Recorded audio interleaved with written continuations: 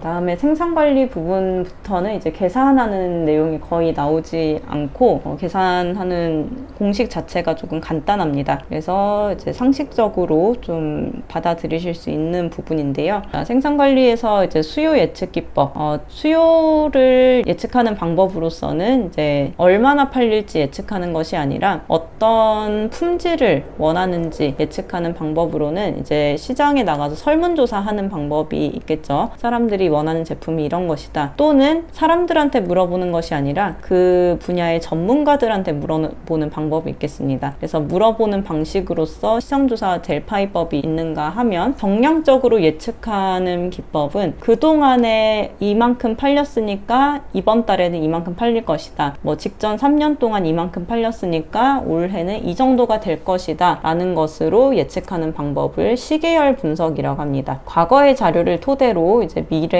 매출액을 추측할 수 있는 방법인데, 자, 뒤쪽에 있는 예시로 보시면, 자, 이런 것들이 이제 이동평균법이라고 되어 있지만 시계열 분석법의 하나로 보시면 되겠습니다. 자, 단순 이동평균법을 통해서 5월의 수요를 예측을 하면 이제 몇 대가 될 것인가, 1, 2, 3, 4, 5월이 있고 전체 팔린 대수를 다 합쳤을 때 이 정도의 경향이 나타난다. 그래서 전체 다 합친 것에 이제 개수로 나눠가지고 평균값을 구해주면 되겠습니다. 그래서 공식 자체가 그렇게 어려운 부분은 아니라서 전체 기간의 숫자와 실적치의 합을 했을 때 값을 나타내 주시면 되겠고, 또 손익분기점을 구하는 문제가 자주 출제가 됩니다. 별표 3개짜리라서 이 공식을 알아두셔야 되겠는데요. 손익분기점은 이제 그 제품을 제작할 때 들어갔던 모든 비용을 고려를 해서 얼마부터 이제 이익이 남는 점인가, 그것을 계산해서 적정한 가격을 책정할 때 쓰는 방식입니다. 매출액을 산정을 할 때는 고정비를 위쪽에다 놓고 1 매출액분의 변동비를 했을 때 이 값이 나오는 건데, 이런 식으로 고정비가 15,000원, 매출액이 80,000원, 그리고 변동비가 40,000원일 때 손익분기점은 얼마부터인가 라고 했을 때 이런 공식에 대입해서 이제 풀어주시면 되는 식입니다. 자, 다음에 작업 관리 부분입니다. 작업을 관리했을 때 생산량에 영향을 줄 수가 있는데요. 자, 작업 관리하는 것은 작업 자체를 관리하는 것, 공정을 분석하고 작업을 분석하고 동작 분석하는 것으로 이제 쪼개서 생각해 볼 수 있습니다. 자, 반즈라는 학자는 동작 경제의 3원칙이라고 해서 작업자가 작업을 할 때 에너지 낭비 없이 작업을 하게 되면 좀 더 효율성이 올라가고, 효율성이 올라가게 되면 이제 회사의 이익도 더 추구할 수가 있겠죠. 그래서 동작 경제의 3원칙이라는 신체 사용, 그리고 작업장 배치, 공구, 설비, 설계에 관한 이 3가지 요소를 고려해서 생산성을 높이려고 이제 전략을 세웠습니다. 신체 사용을 할 때, 그래서 이 내용들을 쭉 읽어보시면 사람이 동작하는 내용들에 대한 것을 이제 나열한 것을 이해하실 수가 있을 거예요. 어떻게 동작해라, 그리고 최소한으로, 아니면 방향은 어떻게, 그리고 뭐 동작은 율동이 맞아야 한다, 사람이 움직이는 것에 대한 그런 원칙들을 쭉 나열을 해놨고요. 두 번째로 작업장 배치에 대한 원칙인데, 그런 채광이나 조명, 공구, 재료들이 어떻게 있어야 하는지를 쭉 나열해 둔 부분입니다.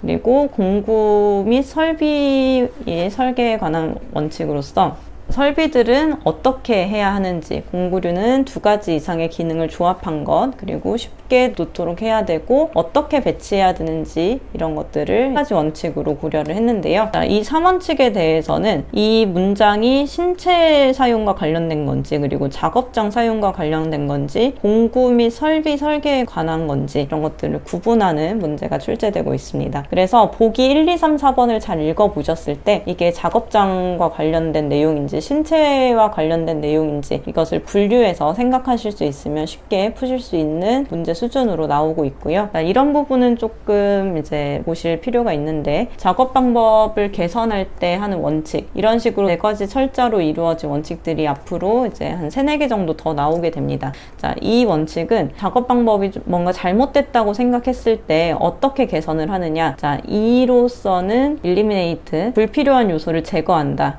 그리고 컴바인, 작업할 수 있는 요소를 결합해주는 거, 리어레인지, 작업 순서를 재배열하는 거, 심플리파이, 작업 요소를 단순화하는 거. 그래서 이렇게 4가지 방법으로 이제 개선할 수 있는 원칙으로 ECRS 원칙을 사용하게 됩니다. 자, 공정 분석을 통해서 작업 개선을 하고자 할 때는 제품 공정 분석을 하거나 사무 공정 분석, 그리고 작업자 공정 분석을 통해서 작업 개선을 할 수 있다. 작업 방법을 개선할 수 있는 여러 가지 법칙이 나와 있는 부분이고요. 그 다음에 설비를 관리할 때, 설비는 이제 기계와 관련된 부분이죠. 생산 보전, 이제 생산하는 설비 자체를 보전하는 방법인데, 이제 정기적으로 점검하는 방법, 그리고 이제 좀 더 보수를 해서 업그레이드를 시키는 방법, 그리고 고장날 때마다 보수하는 방법이 있습니다. 자, 생산 설비를 보전하는 방법으로서 예방 보전은 설비가 고장나기 전에 수리하거나 정비를 하게 되면 수리 비용을 감소시킬 수 있고, 수리가 큰 고장이 나기 전에 하게 되니까 고장이 안 날 수 있겠죠. 그래서 불량률을 감소시킬 수 있고 기계가 멈춰서 중단하는 시간을 감소시킬 수가 있습니다. 그래서 예비 기계를 보유해야 할 필요성이 감소하게 되는데, 이런 사전에 점검하더라도 이제 예측할 수 없는 경우가 생기겠죠. 자, 그런 경우에는 설비 보전으로서 이런 것들을 이제 사용할 수가 있습니다. 자, 설비를 검사하고 그리고 일상 보전을 하고 수리를 하는 그런 과정을 통틀어서 설비 보전이라고 하는데, 자, 설비 보전을 하는 방식에 따라서 집중 보전, 지역 보전, 부문 보전, 절충 보전, 이렇게 4가지로 나눌 수 있습니다. 자, 공장의 모든 요원을 이제 관리자 밑에 조직시켜서 부서를 하나 만드는 방식을 집중 보전이라고 하고요. 특정 지역의 보전 요원 배치를 하는데 그 부서마다 배치해서 관리하는 방식을 지역 보전이라고 합니다. 그리고 보전 요원을 제조 부분의 감독자 밑에 배치를 시켜서 그 생산 라인에 이제 부서를 따로 주지 않고 생산 라인에 보전 관리자가 들어가는 방식입니다. 그리고 지역 보전과 부문 보전을 합친 방식을 절충 보전이라고 하는데, 지역 보전과 부분 보전을 합쳐서 장점을 살리고 단점을 보완하는 방식으로 할 수 있습니다. 자, 이런 보전 방식으로 TPM 활동을 할 수 있는데, TPM 활동의 5가지 기준은 기둥으로서 그 설비 효율화를 개별적으로 개선한다. 그 다음에 자주 보전 체제를 구축하고 계획 보전을 할 수 있도록 체제를 구축하는 거, 운전 보건 교육 훈련을 하게 되고 초기 관리 체제를 구축하는 이런 활동 5개를 통틀어서 TPM 활동이라고 명명을 하게 됩니다. 자, 다음에 이제 작업 측정에 대한 내용인데요. 지금 단원이 이제 생산과 관련된 내용을 쭉 나열을 하다 보니까 이제 작업 시간을 관리하는 방법입니다. 자, 작업 측정을 하는 이유는 이제 너무 과도하게 시간이 오래 걸리거나 불필요한 이제 작업이 없는지, 그리고 이제 동작이나 절차를 또 시간을 설정하기 위해서 이런 측정을 하게 되는데, 일을 하는데 걸리는 시간을 측정하는 거고요.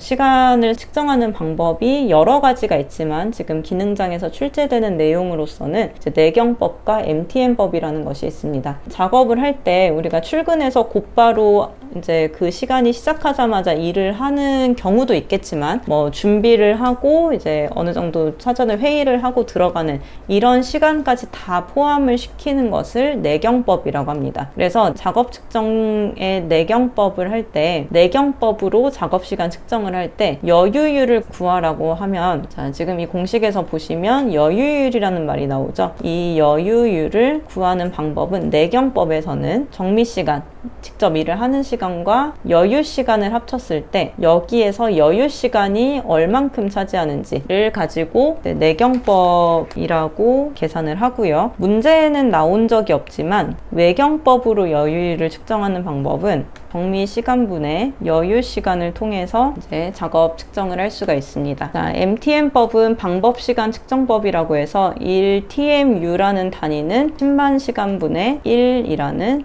단위로 사용이 되고 있으니까, 이런 식으로 MTM법에서 사용하는 1TMU, 그러니까 시간 측정 기준 단위는 10만 분의 1 시간이다. 이것만 기억하시면 되겠습니다. 따로 공식이 아니고 정해진 단위예요.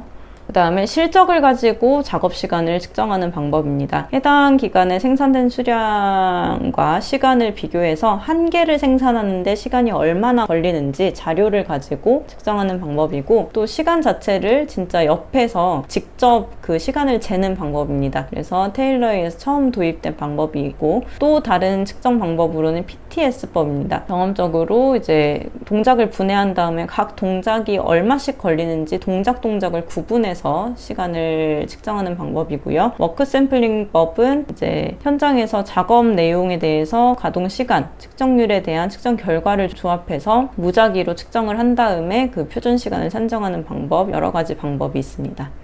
이렇게 시간을 측정하는 것은 이제 얼만큼 그 시간이 걸리는지 측정한 다음에 우리가 이 일정한 시간 동안 이만큼 생산할 수 있겠다라는 것을 계산하기 위한 건데요.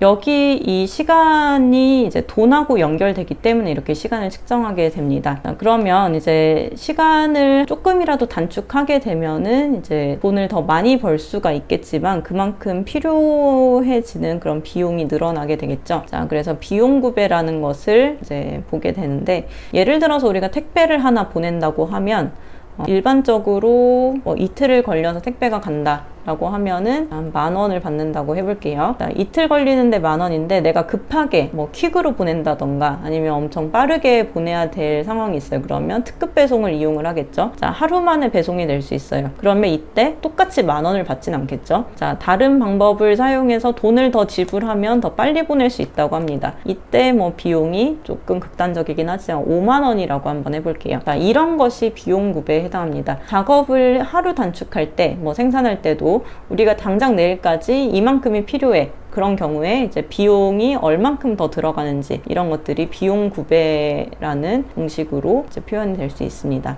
표준 시간에 대해서는 표준적으로 걸리는 시간에 대해서는 비용이 낮습니다. 그리고 이제 빠르게 해야 되는 그 시간에 대해서는 비용이 높습니다. 그래서 이 기울기를 구하는 것이기 때문에 표준 시간 빼기 특급 시간분의 특급 비용 빼기 표준 비용을 통해서 비용 구배를 구할 수 있는데요. 이런 것들을 이제 비용 구배라는 명칭으로 얘기를 하게 됩니다. 그래서 이것은 이제 계산식으로 출제되는 문제가 있기 때문에 좀 알아두실 필요가 있겠고요. 가공시간 개별법이라고 해서 이제 한 개 가공시간 이만큼 걸리는데 한 개 로트가 이만큼 있다. 그러면 총 가공시간이 얼마나 걸리겠느냐 시간으로 나눠가지고 가공시간을 개별적으로 계산하는 공식도 있습니다. 자, 마지막 챕터로 품질 경영인데요. 품질과 관련된 부분, 자, 품질을 고려할 때 불량률을 최소화하기 위해서 품질 개발, 품질 유지, 품질 개선을 종합하기 위한 효과적인 시스템으로 TQC라는 품질 경영 방법이 있고, 그 제로 디펙트라고 해서 말 그대로 이제 결점을 제로로 만드는 것, 이것을 이제 ZD라는 약어를 쓰게 됩니다. 자, 미국 군사 규격으로 국방성이 제공하는 군용 규격이라는 뜻으로 MIL/STD 이런 용어도 있고요. ISO 9001은 이제 많이 보셨을 텐데 지금은 명칭이 바뀌기는 했지만 이제 국제적으로 표준을 이렇게 정한다라는 뜻으로 ISO 몇 이런 국제 단위를 쓰죠.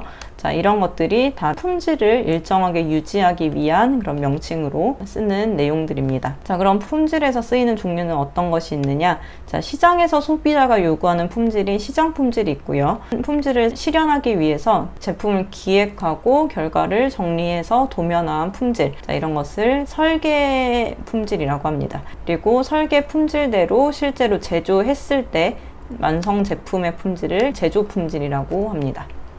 자, 이런 품질을 관리할 때 관리 사이클은 PDCA 사이클을 사용하게 됩니다. 계획을 하고 실제로 만들어 보고 체크하고 또 품질을 개선할 부분이 있으면 개선하는 이런 방식이 플랜드 체크 액션의 앞글자를 따서 PDCA 사이클을 따르게 됩니다. 그 다음에 품질에 영향을 주는 4가지 요소 4M이라고 하는데 4가지의 M에 따라서 이제 품질에 영향을 받을 수 있습니다. 자, 첫 번째 M은 사람이고요. 매니지먼트 사이트, 관리 방법, 그리고 머신, 기계, 머티리얼, 자원에 대해서 품질에 영향을 줄 수 있습니다. 그래서 4M에 해당하지 않는 것을 고르는 이런 형태의 문제가 출제가 될 수 있겠습니다. 또 국제 표준화에 대해서는 뭐 ISO 9001 이런 것들, 자, 국제적으로 이제 규격을 표준화한 건데요. 그래서 국가 간에 서로 수출하거나 수입하는 그런 과정 중에서 규격 상위로 인해서 비용이 발생하는 것, 또 이제 여러 가지 불편함이 발생하는 것을 방지할 수 있습니다. 자, 사내 표준으로서는 이런 품질을 이제 일정하게 유지하기 위해서 회사 내에서도 표준이 되는 그런 조건을 잘 정해놓으면 품질을 일정하게 가져갈 수 있는데,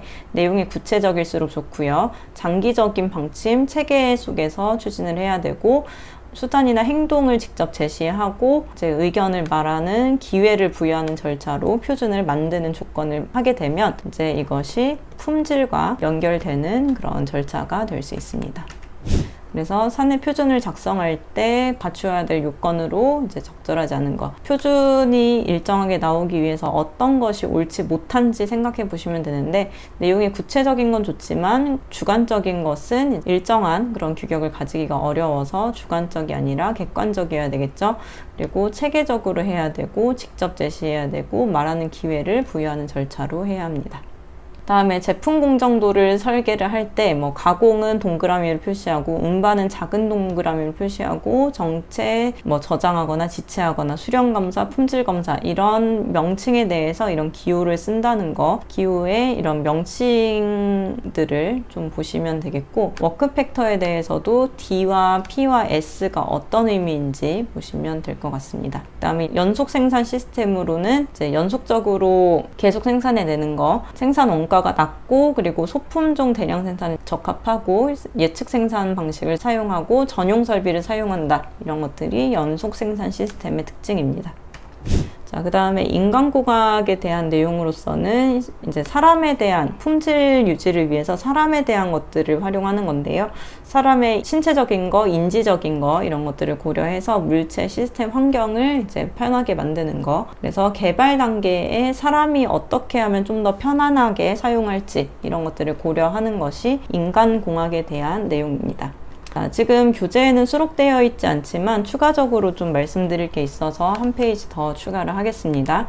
자, 이 부분은 지금 가지고 계신 교재에 없으신 부분이라서 따로 정리를 해 두시는 게 좋겠는데요. 자, 이런 문제가 또 출제가 됩니다. 자, 품질이나 뭐 생산과 관련된 부분에서 위험성 평가입니다. 자, 공정에서 사고가 발생하지 않도록 하는 여러 가지 방법들인데요. 정량적인 평가로는 위험한, 그러니까 사고가 발생할 확률을 이제 확률로 계산을 하는 방법입니다.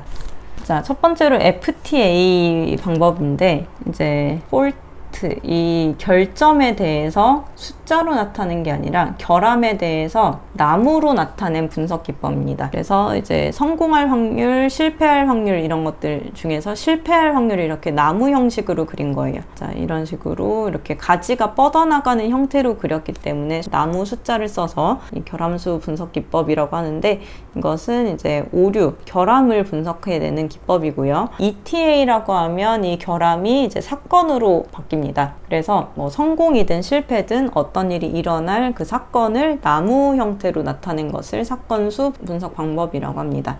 그래서 이것은 이제 FTA에서는 고장날 확률을 중심으로 한다고 한다면, ETA에서는 뭐 성공할 확률도 고려를 할 수가 있겠습니다.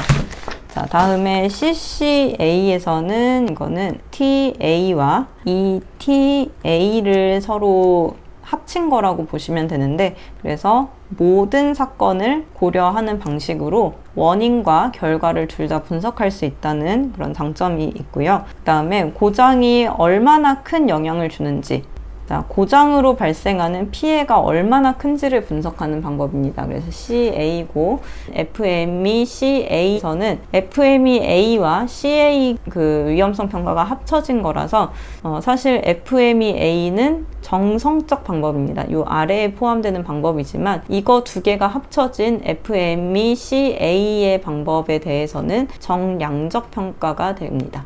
CA가 포함이 됐기 때문에 여기서는 정량적 평가가 될 수 있습니다. 자, 이런 것들은 사고가 몇 %의 확률로 발생할 수 있다, 이런 식으로 숫자로 나타낼 수 있는 그런 평가 방법입니다. 공장이라던가 확률에서도 이런 생산 품질에서도 마찬가지고, 그런 사고가 일어날 때 얼만큼 숫자로 나타낼 수 있는 방법이라고 하면, 아래쪽에 정성적 평가에서는 이러한 것들, 종류라고 해야 될까요? 이런 위험성이 발생할 수 있다, 종류를 평가할 수 있는 방법입니다. 그래서 일어나기 이전에 예방이나 사전에 얼마나 할 수 있는지를 이제 평가하는 방법이라고 보시면 되는데, 해족 기법이라고 해서 위험과 운전 분석 기법으로 이제 어떤 공정의 절차를 쭉 놓고 그 공정에서 어떤 위험이 발생할 수 있는지 이제 브레인스토밍이나 이런 회의를 통해서 결정하는 방식입니다.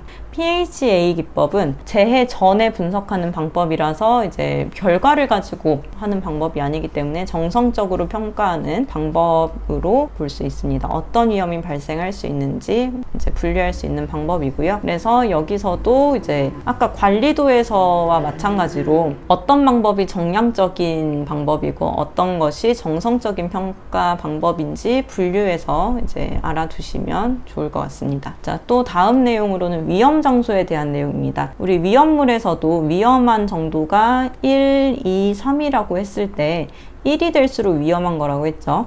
자, 위험 장소도 마찬가지로 이제 폭발에 대비해서 폭발이 어느 정도로 이제 위험한 장소인지, 숫자가 작을수록 위험한 곳입니다. 영종 장소에 대해서는 이런 폭발 분위기, 폭발할 수 있는 가스나 증기, 이런 물질들이 장기간 자주 발생되는 장소를 영종 장소라고 하고, 일종 장소는 주기적으로 또는 간헐적으로, 그러니까 가끔 발생할 수 있는 장소는 일종 장소에 해당합니다. 이종 장소는 희박하고 아주 짧은 시간 지속되는 장소에 대해서 이종 장소로 분류를 하게 됩니다. 그래서 이 내용들까지 쭉 한번 살펴보시면 이제 전체적으로는 문항에서 55번에서 60번 문항으로 고정돼서 출제가 되기 때문에 이 부분 한번 반복을 해보시고 필요한 내용은 다시 개념을 통해서 정리를 해두시면 공업 경영 문제는 충분히 이제 보실 수 있을 거라고 생각합니다.